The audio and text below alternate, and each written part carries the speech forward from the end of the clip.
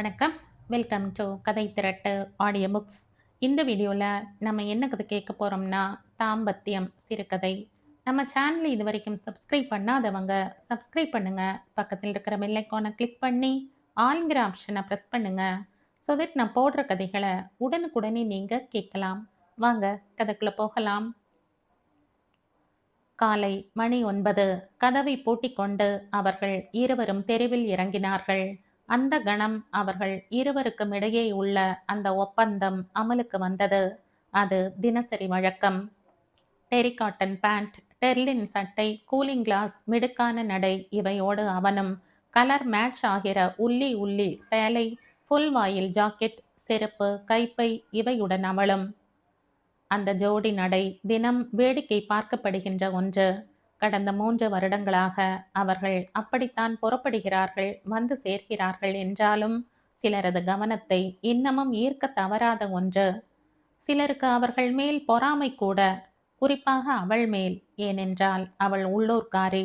அட, சின்ன பிள்ளையில மூக்க ஒழுகு விட்டுக்கிட்டு கையும் காலும் சொறி சொறியா பார்க்க சகிக்காதுங்க என்று சொல்பவர்களும் உண்டு.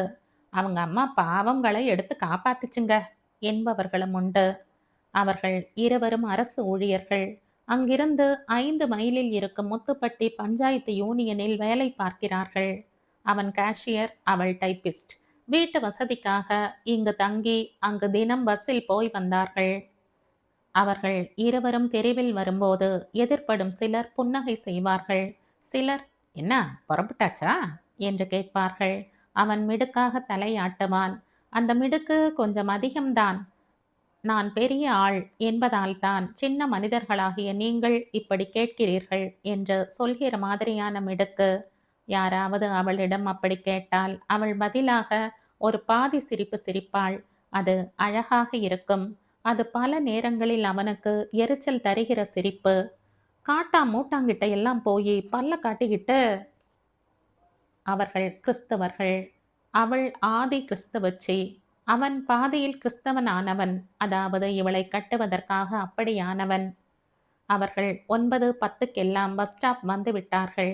பஸ் 9:20க்கு. பஸ் ஸ்டாப்பில் கூட்டம் அதிகமாக இருந்தது. டிக்கெட் கிடைக்காதோ என்று பயப்படும் அளவுக்கு அதிகமாக இருந்தது. அப்படி அன்று திடீர் கூட்டத்திற்கு காரணமாக அங்கிருந்தவர்கள் ஆளுக்கொன்று சொல்லிக் கொண்டிருந்தார்கள். இவன் உடனே கூட்டமாக கூடி கல்யாணம் செய்பவர்களையும் தேர் திருவிழா என்று வைத்து கொண்டு கூட்டம் கூட்டுபவர்களையும் முணுமுணுப்பில் திட்டினான். ஏதோ வாங்குவதற்காக அவள் பெட்டி கடை பக்கம் நகர்ந்திருந்த போது அவன் பக்கமாக வந்த பாலகுருவா ரெட்டியார், என்னங்க இன்னைக்கு அவங்கள காணோம் என்றார். இது கிராமத்து பழக்கம். குட் மார்னிங் சொல்வதற்கு பதிலாக இப்படி எதையாவது கேட்டு வைப்பார்கள்.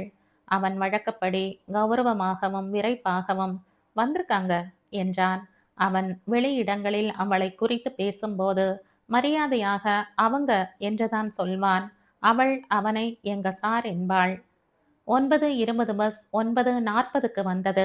வரும்போதே அது நிறைந்து ஸ்டாண்டிங்கிலும் நிறைய ஆட்கள் நின்று கொண்டு வருவது அதன் கண்ணாடி வழியாக தெரிந்தது. இங்கே இதுவரை இங்கும் அங்குமாக நின்ற கூட்டம் ஒரே திரளாகி பரபரத்து பஸ்ஸின் படிக்கட்டு எந்த இடத்தில் நிற்கும் என்று கணக்கு போட்டுக்கொண்டு நின்றது.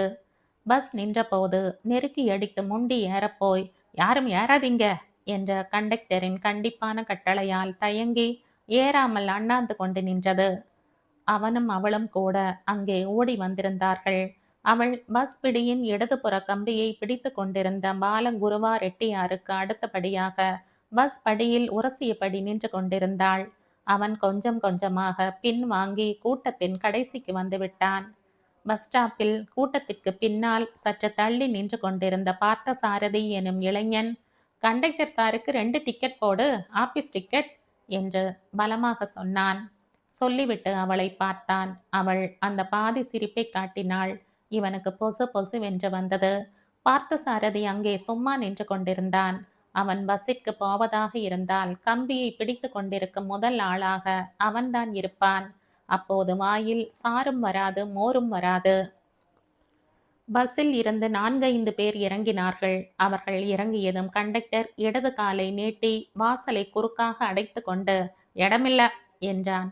பின்பு பின்னால் திரும்பி கண்ணாடி வழியாக பார்த்தபடி, "என்ன இறங்கியாச்சா?" என்றான்.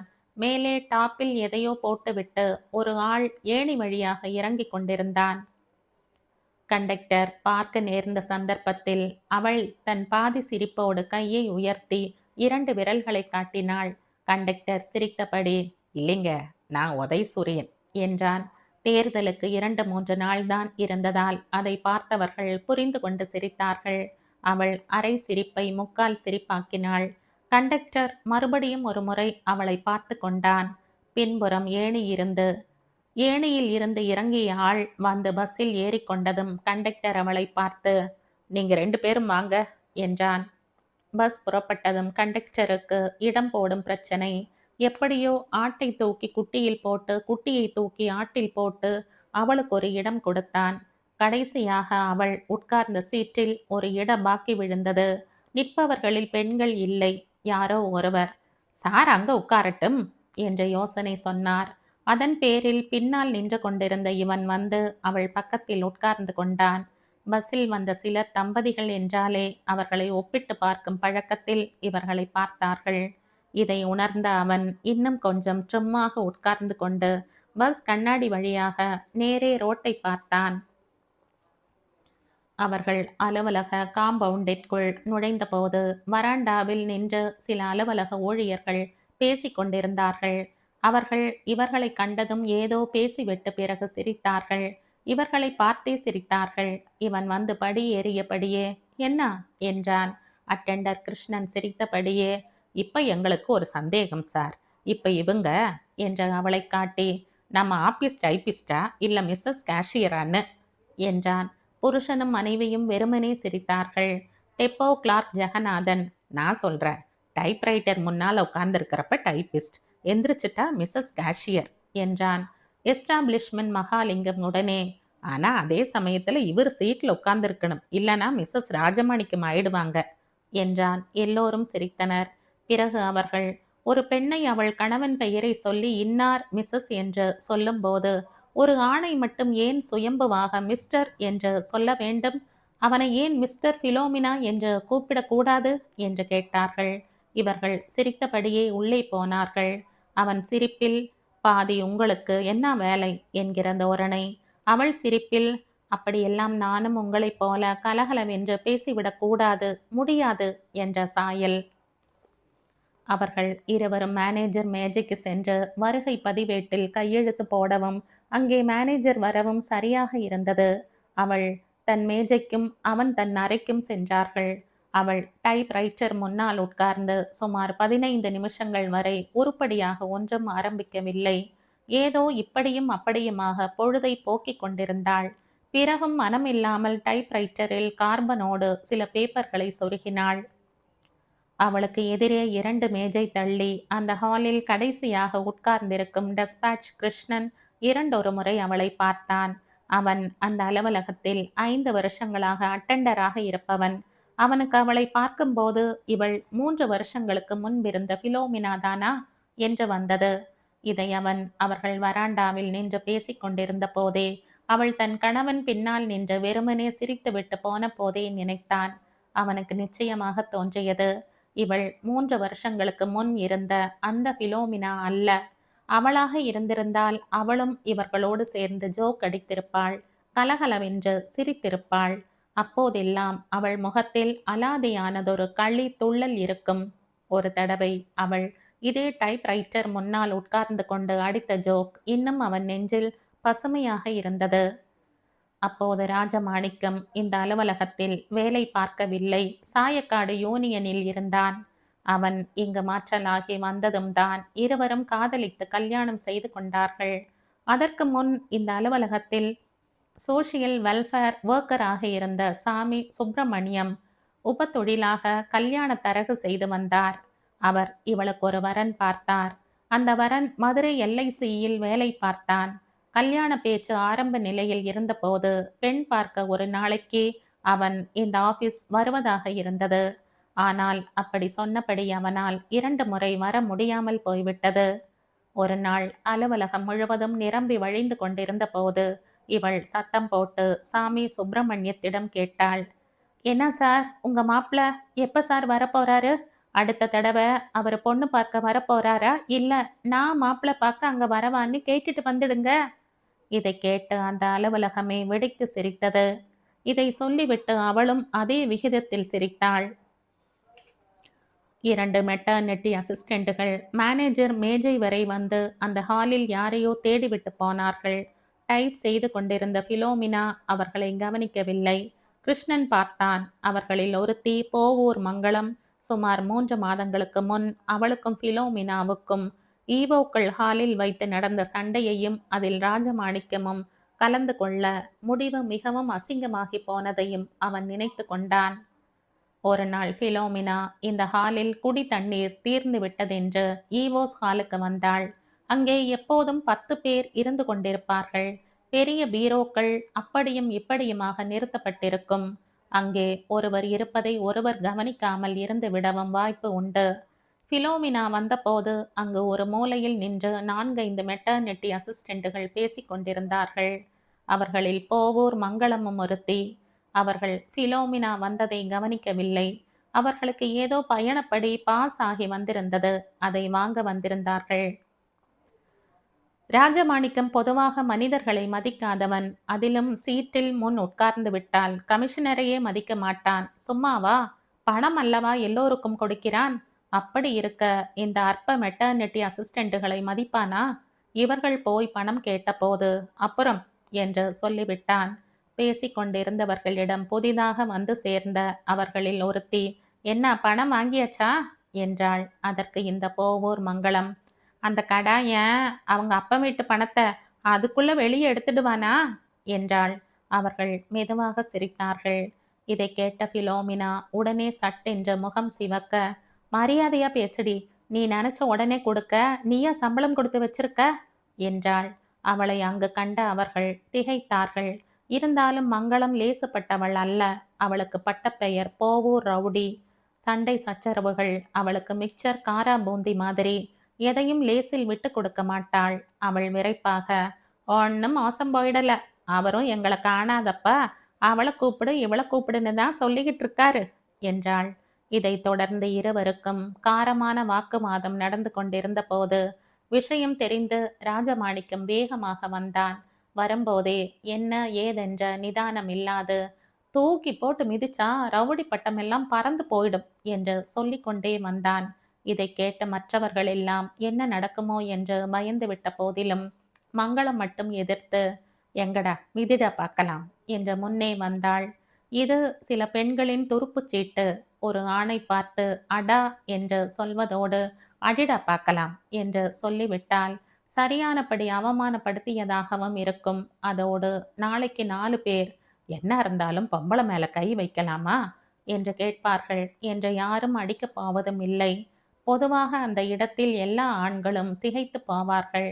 ஏதோ பெரிதாக ரத்தத்தை குடிக்கிற மாதிரி செய்ய வேண்டும் போல் இருக்கும். ஆனால் ஒன்றும் செய்ய முடியாது. அவள் சொன்னவுடன் ராஜமாணிக்கத்திற்கும் ஒரு கணம் அப்படித்தான் இருந்தது. ஆனாலும் அடுத்த நொடி சமாளித்து இவளை அடித்த பின் உண்டாகக்கூடிய அவமானத்தை விட இப்போது அடிக்காமல் விடுகின்ற அவமானம் ஒன்றும் குறைந்ததல்ல என்று, என்னடி செஞ்சிடுவ என்று முன்னால் வந்து அவள் கன்னத்தில் அறைந்தான். இதை மங்களம் எதிர்பார்க்கவில்லை. அறை வாங்கிய ஒரு கணம் அவள் திகைத்து போனாள். ஆனால் அதன் பிறகு அவனையும் அலுவலகத்தையும் சாக்கடையாக அடிக்க ஆரம்பித்தாள். வார்த்தைகளை, டே அடிச்சிட்டியா, என் அண்ணன் தம்பிகளை விட்டு உன் கையை முறிக்க சொல்லல, போலீஸ்ல சொல்லி உன் முட்டிய முறிக்க சொல்லலவிலிருந்து அவனை பற்றிய அசிங்கமான வர்ணனைகள் அர்ச்சனைகள் வரை கொட்ட ஆரம்பித்தாள். இதை தடுக்க அவன் மேலும் அவளை அடிக்க முனைய வேண்டியிருந்தது. ஆனால் மற்றவர்கள் ஒரு வழியாக அவர்களை பிரித்து கொண்டு போனார்கள். அது கமிஷனர் வரை போய் அலுவலகத்தின் மானத்தை காப்பாற்ற போலீஸுக்கு போக வேண்டாம் என்று அவர் அவளை கேட்டு கொண்டதோடும் அவரது அறையில் வைத்து இவர்கள் இருவரும் பரஸ்பர மன்னிப்பு கேட்டு கொண்டதோடும் முடிந்தது. அந்த நிகழ்ச்சி முழுவதிலும் பிலோமினாவின் முகத்தில் இருந்த கடுமையை நினைத்து கொண்ட கிருஷ்ணன் இப்போதைய முகத்தோடு அதை ஏனோ ஒப்பிட்டு பார்க்க விரும்பியவனாக அவள் முகத்தை பார்த்தான். அவன் பார்த்தபோதே தற்செயலாக நிமிர்ந்து அவனை பார்த்த அவள், என்ன சார் பார்க்குறீங்க என்றாள். அவன், ஒண்ணுமில்ல, என்று சொல்லிவிட்டு தன் வேலையை பார்க்க ஆரம்பித்தான். மாலை மணி 3 இருக்கும். அலுவலகத்தில் ஒரே பரபரப்பு. எல்லோரும் மெதுவாக சேர்மன் அறை முன்பாக கூட ஆரம்பித்து விட்டார்கள். பிலோமினா மட்டும் தன் டைப்ரைட்டர் முன்னால் மூக்கை உறிஞ்சியபடி படுத்திருந்தாள். ராஜமாணிக்கம் சேர்மன் அறையில் சத்தம் போட்டு கொண்டிருந்தான்.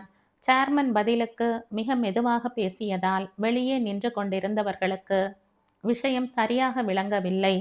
தவிர சேர்மன் கிளார்க் வேதநாயகம் வேறு அறையின் வெளியே நின்று கொண்டு கூட்டம் போடாதீங்க, கூட்டம் போடாதீங்க என்று எல்லோரையும் தூரத்திலேயே நிறுத்தி கொண்டிருந்தான்.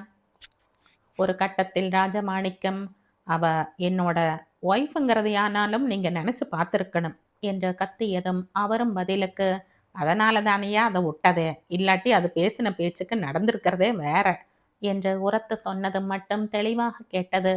பிறகு பார்த்துக்கிறேன் என்றதும் பாரேன் என்றதுமான சவால்கள் கேட்டன. வெளியே வந்த அவன் முகம் சிவந்திருந்தது. 3 ஓட்டு வாங்கிட்டு வந்துட்டா என்ன வேணாலும் பேசிடலாம்னு நினப்பு போல இருக்கு, அதெல்லாம் வேற ஆளுகிட்ட வச்சுக்கணும் என்று சொல்லிக்கொண்டே தன் அறைக்கு போனான். கொஞ்ச நேரத்தில் சேர்மன் மேனேஜரை கூப்பிட்டு அனுப்பினார். 6 மணி சுமாருக்கு அவர்கள் பஸ் ஸ்டாண்ட் வந்தார்கள். அவர்கள் வெளியூர் சென்று திரும்பி இருந்த கமிஷனரை வீட்டில் வைத்து பார்த்து விஷயத்தை சொல்லிவிட்டு வந்திருந்தார்கள். காலையில் நின்று கொண்டும் இடிபட்டு கொண்டும் அந்த பிரயாணிகளுக்கு நஷ்ட ஈடு செய்வது போல பஸ் ஹாயாக கிடந்தது. மொத்தமே 4-5 பேர்தான் இருந்தார்கள்.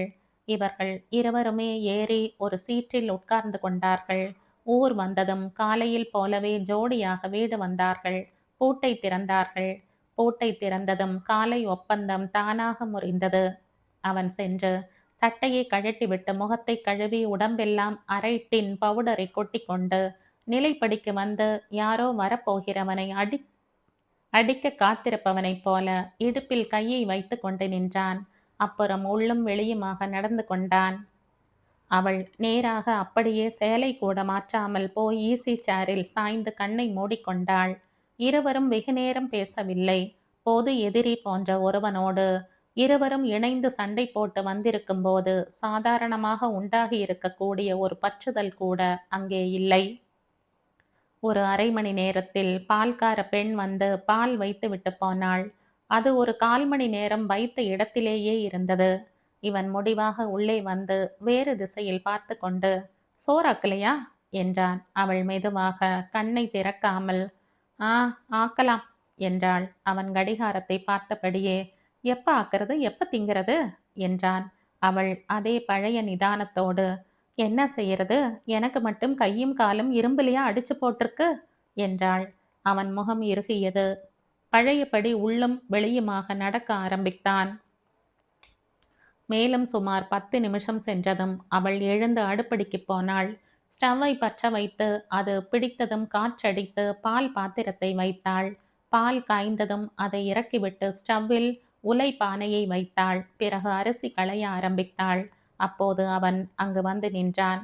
அவள் காஃபி போட்டு தருவாள் என்று எதிர்பார்த்தான். அவளோ அரிசி களைந்தபடியே, பால் காஞ்சிடுச்சு, ப்ரூ போட்டு குடிங்க என்றாள். அவன் முகத்தை கடுகடுவென்று வைத்து கொண்டு ஒரு டம்ளரில் பால் ஊற்றி எடுத்துக்கொண்டு சர்க்கரையும் ப்ரூவும் எங்கே இருக்கிறதென்று பார்த்தான். உலையில் அரிசி போட்டதும் அவள் ஒரு டம்ளரில் பால் ஊற்றி எடுத்துக்கொண்டு வாசலுக்கு வந்து படி இறங்க ஆரம்பித்தாள். அவன் அவள் பின்னால் இவளை வெட்டலாமா குத்தலாமா என்பது போல பார்த்து கொண்டு நின்றான். இருந்தாலும் அவனால் அதை தடுக்க முடியாது. தடுக்க முனைந்த 1-2 சமயங்களில் வாசலில் ஊர் கூடியதுதான் மிச்சம்.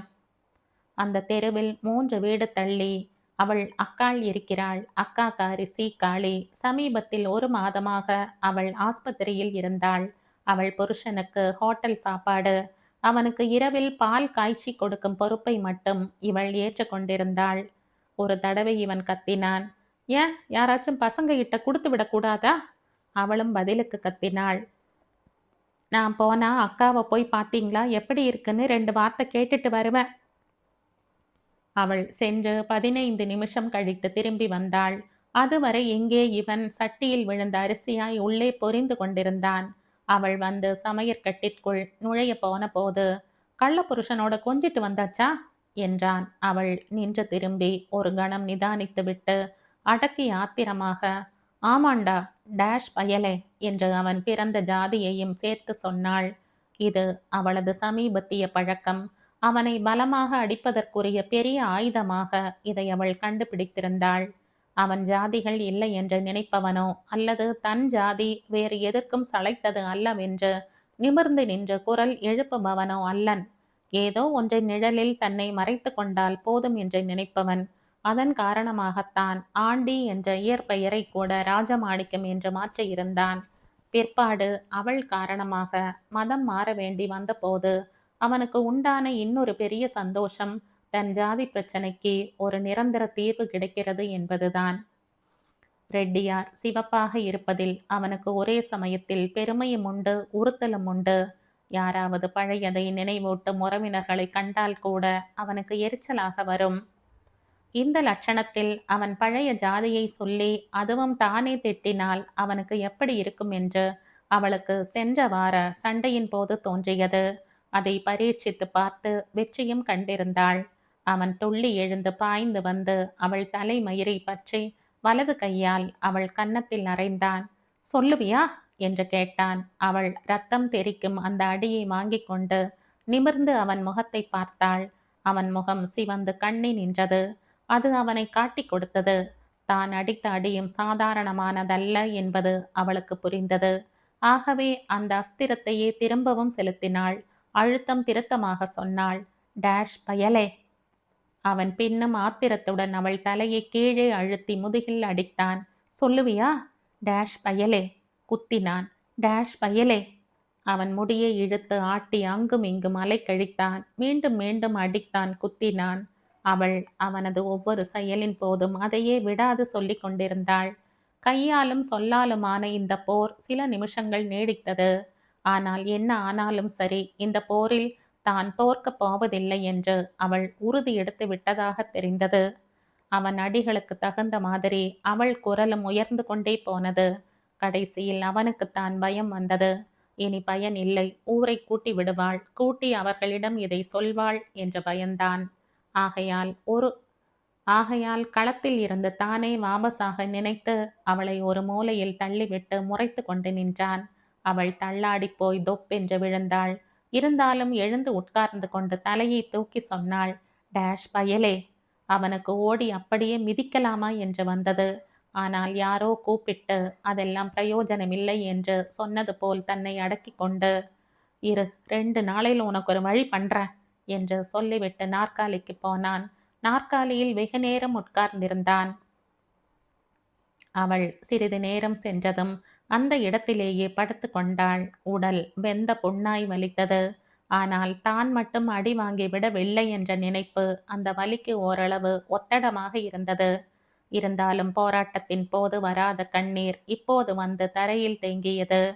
அங்கே கொசு அதிகம். நிகழ்ச்சி நினைவுகள் அவர்கள் மூளையை பிடுங்கிக் கொண்டிருந்த போது இவை அவர்கள் உடலை பிடுங்கின.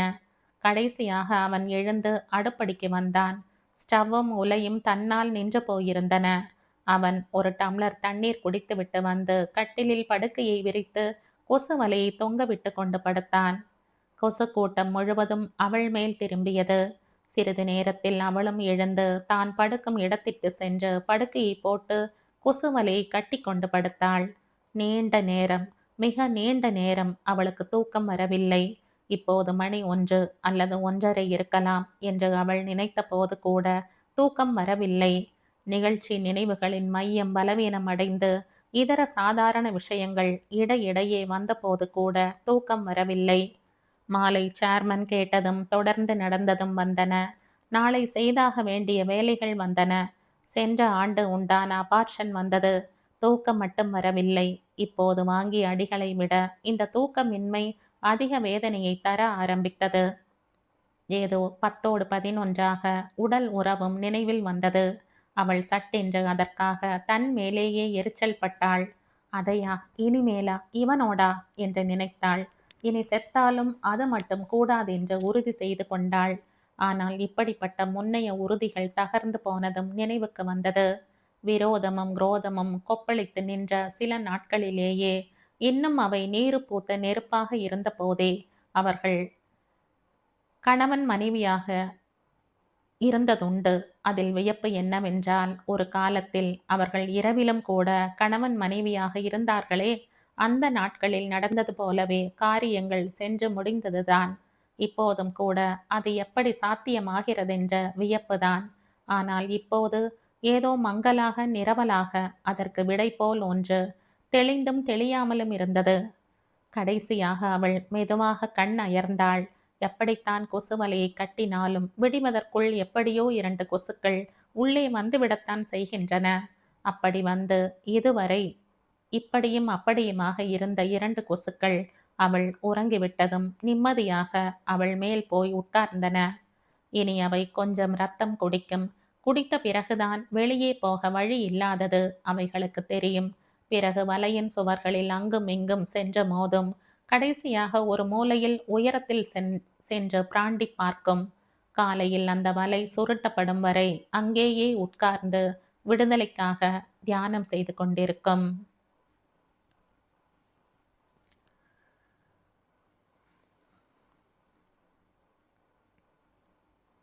இதோடு இந்த கதை முடியுது. இந்த கதை உங்களுக்கு பிடிச்சிருந்தா லைக் பண்ணுங்க, ஷேர் பண்ணுங்க, சப்ஸ்கிரைப் பண்ணுங்க. மற்றும் ஒரு இன்ட்ரெஸ்டிங்கான கதையோட அடுத்த வீடியோல சந்திப்போம். பாய். Thank you.